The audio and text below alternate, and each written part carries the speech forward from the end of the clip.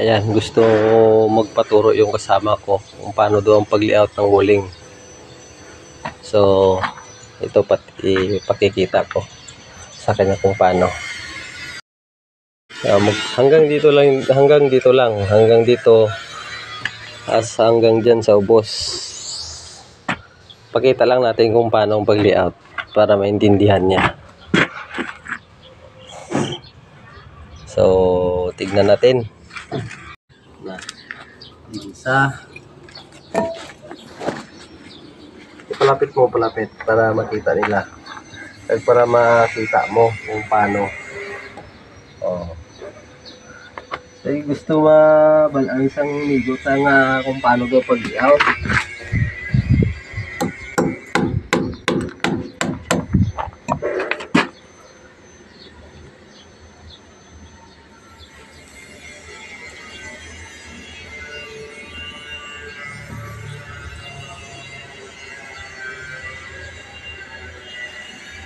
So, amang tuntun, no? Diba, tuntun na? Oh. Steady lang ng tuntun. Amo na yung ulag-ulagon mo.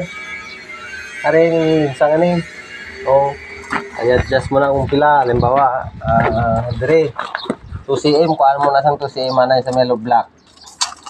Kaya mo nang kuhaan gitsang finishing, 2cm. 2cm. Para sa low black. Tapos, dire.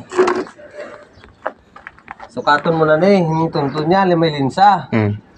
Alin di sa may linsa, sa may tuntun, 2cm. 2cm man ang lagan mo di sa dalom. Dire oh, amo na tuntun niya. 2cm naman to sa babaw. Oh, ito cm mo man na dire. Oh, kung sakali mo kuan, i-adjust mo lang niyo na pasulod o pagkawas ba. Basta makuha mo lang 2cm. Eh 2cm na ito sa babaw. Muna na siyang tuntunado niya. Diba? Kung diri 2cm ka pa sa sulod. Sagwa 2cm gyapon. Depende abi na sa wall. Kung straight bang ang iyang pagka-file, kung tiko, tuntun gidang yung mga sundon.